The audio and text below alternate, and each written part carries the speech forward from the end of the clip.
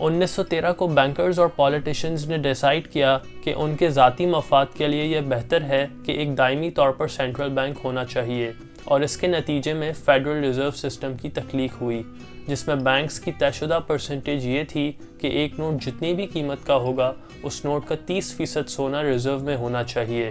مثلاً اگر 1000 روپے کا نوٹ چھاپیں گے تو اس کے بدلے 300 روپے کا سونا ریزرو میں ہونا ضروری ہے، اور بینک کے پاس جتنا سونا موجود ہوگا اس سے زیادہ وہ نوٹ نہیں چھاپ سکتے تھے۔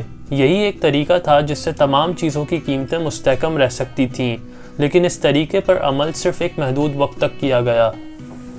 At all, we have not owned gold since 1934, so we have not engaged in any gold swaps. But it appears on your balance sheet that you hold gold. جب عوام الناس سے سارا سونا اپنے شیطانی طریقوں سے لے لیا گیا اور ان کو کاغذ کے نوٹ تھما دیے گئے تو سب سے پہلے امریکہ نے اپنی مرضی سے ڈالر کی قیمت میں 44% کمی، برطانوی پاؤنڈ کی قیمت 40% تک گر گئی، اور گریس نے اپنی کرنسی کو 59% تک گرا دیا، جس کی وجہ سے اکتوبر 1929 میں تاریخ کا سب سے بڑا اکنامک فال آیا جس نے دنیا کی معیشت کو ہلا کے رکھ دیا۔ لوگ بے روزگار ہو گئے، چیزیں مہنگی ہونے لگی اور پوری دنیا شدید خسارے کا شکار ہو گئی۔ اس سانحے کو دی گریٹ ڈپریشن کا نام دیا گیا۔ لیکن ایسا ہوا ہی کیوں؟ اگر ہم بالکل بنیادی وجہ کو دیکھیں تو ان سب کی وجہ بینکوں کے کاغذی نوٹ کی تخلیق تھی، جن کے مالکان نے اپنے شاطرانہ طریقوں سے عوام کی 41% دولت کو لوٹ لیا۔ اور اگر ہم بینکس اور فیڈرل ریزرو کی بنیاد پر نظر ثانی کریں تو یہ پورا سسٹم ایک دھوکے پر مبنی ہے۔ آپ بھی شاید یہی سوچ رہے ہوں گے کہ اتنے بڑے فراڈ اور دھوکے بازی کے خلاف کسی نے آواز کیوں نہیں اٹھائی۔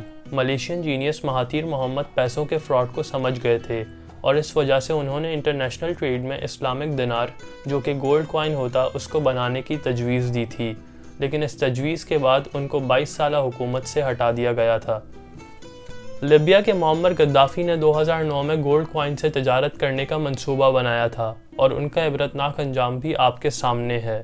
اب اگر آپ یہ سوچ رہے ہیں کہ کیا فرق پڑتا ہے، میرے پیسے تو بینک میں سیف پڑے ہیں، تو آپ غلط سوچ رہے ہیں، کیونکہ فیڈرل ریزرو سسٹم کی وجہ سے کرنسی سپلائی بڑھتی جاتی ہے اور آپ کے پیسے کی ویلیو گرتی چلی جاتی ہے، جس کی وجہ سے مہنگائی جنم لیتی ہے اور آپ کی پرچیزنگ پاور کم ہوتی جاتی ہے۔ مثلاً جو 100 روپے آج آپ کے پاس ہیں، ایک سال بعد ان کی ویلیو 98 روپیز تک کی رہ جائے گی۔ جہاں تک بات سیفٹی کی ہے، تو اگر بینک سے 10 سے 20% لوگ اپنے پیسے ایک ساتھ نکال لیں تو بینک آپ کو آپ کے پیسے نہیں لوٹا پائے گا، فریکشنل ریزرو سسٹم کی وجہ سے۔ اور یہ ہے پورا مانیٹری سسٹم، جو صرف ایک فراڈ اور ایک دھوکے کے سوا اور کچھ نہیں۔ اب اگر ہم اس پورے فساد اور فرسودہ نظام کی جڑ کو دیکھیں تو یہ اور کوئی نہیں بلکہ ہمارا بینکنگ سسٹم ہے، اور تاریخ اس بات کی عکاسی کرتی ہے کہ جو اس کے خلاف کوئی عمل کرنے کی کوشش کرتا ہے تو اسے عبرتناک انجام کا سامنا کرنا پڑتا ہے۔ اور اس پورے بینکنگ سسٹم کی بنیاد کو دیکھا جائے تو وہ ہمارے ٹرسٹ پر مبنی ہے۔ چاہتے ہوئے یا نہ چاہتے ہوئے ہمیں بینک پر ٹرسٹ کرنا ضروری ہو گیا ہے۔ دنیا میں جب بھی کوئی بڑا ٹیکنالوجیکل چینج آتا ہے تو لوگ اسے کرٹیسائز کرنا شروع کر دیتے ہیں۔ اس کی سب سے بڑی وجہ یہ ہوتی ہے کہ اس تبدیلی کی وجہ سے کوئی نہ کوئی مؤثر لوگوں کو نقصان پہنچ رہا ہوتا ہے۔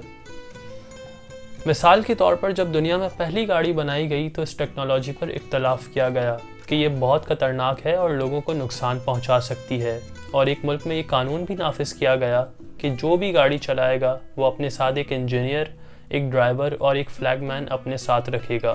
اس کی وجہ یہ تھی کہ لوگ گاڑی کو ایک خطرے کی علامت سمجھتے تھے۔ یہ قانون کافی عرصے تک نافذ رہا، لیکن آج ہم سب گاڑی کی اہمیت سے اچھی طرح واقف ہیں۔ پہلے زمانے میں لٹریسی ریٹ بہت کم ہوتا تھا، جس کی وجہ کتابوں کی عدم موجودگی تھی، اور جو کتابیں میسر ہوتی تھی وہ صرف امیر اور ایلیٹ کلاس لوگ افورڈ کر سکتے تھے۔ لیکن پھر یوہانس گیوٹنبرگ نے ایک انقلابی ٹیکنالوجی دریافت کی جس کو ہم پرنٹنگ پریس کے نام سے جانتے ہیں۔ کیا آپ یہ جانتے ہیں کہ اس ریولوشن کو کئی ملکوں میں بین کر دیا گیا تھا اور اس کا استعمال کرائم سمجھا جاتا تھا؟ کچھ مذاہب کے لوگوں نے اس انوینشن پر حرام کے فتوے بھی لگا دیے تھے۔ اس انوینشن کا اندازہ آپ اس بات سے لگا سکتے ہیں کہ پرنٹنگ پریس سے پہلے یورپ میں ٹوٹل 33,000 بکس تھیں، اور اس انوینشن کے کچھ سالوں بعد یورپ میں بکس کی تعداد 1 کروڑ سے تجاوز کر گئی تھی۔ لیکن پھر سوال اٹھتا ہے کہ ان انقلابی ٹیکنالوجیز کو روکا کیوں جاتا ہے؟ اس کا جواب یہ ہے کہ یہ تبدیلیاں کسی کے فائدے کو خطرہ پہنچاتی ہیں تو کسی کے اختیار کو نقصان پہنچاتی ہیں۔ بٹ کوائن اور ڈیجیٹل کرنسیز بھی انقلابی ٹیکنالوجیز میں سے ایک ہیں۔ ایک پل کے لیے سوچیں کہ آپ کے پاس ایک ایسا سسٹم ہو جس سے آپ بینک کی ضرورت کے بنا اپنے سارے کام کر سکتے ہوں۔ بینکنگ سسٹم کا فراڈ دیکھتے ہوئے اور 2008 کے ریسیشنز کے بعد دنیا میں ایک ایسی کرنسی متعارف کروائی گئی جس کو ہم بٹ کوائن کے نام سے جانتے ہیں۔ اس کرنسی کے کریٹر کو کوئی نہیں جانتا۔ اس کے کریٹر کا نام ستوشی ناکاموتو ہے۔ وہ مرد ہیں، عورت ہیں یا کوئی گروپ ہے، اس کا اب تک کوئی پتہ نہیں لگا پایا، اور شاید اس پرائیویسی کی وجہ اس کریٹر کی اس بات سے واقفیت ہے کہ آج تک جتنے لوگوں نے بینکنگ سسٹم کو چیلنج کیا ہے ان کا انجام انتہائی عبرتناک ہوا۔ ویسے تو پہلے بھی ڈیجیٹل کرنسیز بنائی گئیں، لیکن ان کے ساتھ مسئلہ یہ تھا کہ وہ ریپلیکیٹ ہو سکتی تھیں، لیکن ستوشی ناکاموتو نے یہ مسئلہ ختم کر دیا اور ایک ایسی انوینشن کی جس کو ریپلیکیٹ نہیں کیا جا سکتا ہو، جس کو بلاک چین ٹیکنالوجی کا بھی نام دیا جاتا ہے۔ Bitcoin completely decentralised ہے، جس کو کوئی سینٹرل اتھارٹی قابو نہیں کر رہی۔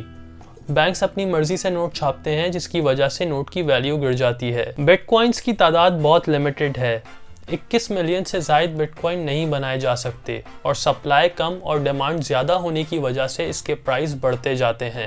ماضی میں بھی ہم نے دیکھا کہ کس طرح بینکس نے ان کے خلاف لوگوں کو کتنے عبرتناک انجام تک پہنچایا، اور آج بھی تمام بینکرز حکومت کے ساتھ مل کر بٹ کوائن ختم کرنے کی سازش کر رہے ہیں، کیونکہ اگر بٹ کوائن کو لوگوں نے تسلیم کر لیا تو بینکرز کا دھندا خطرے میں پڑ جائے گا۔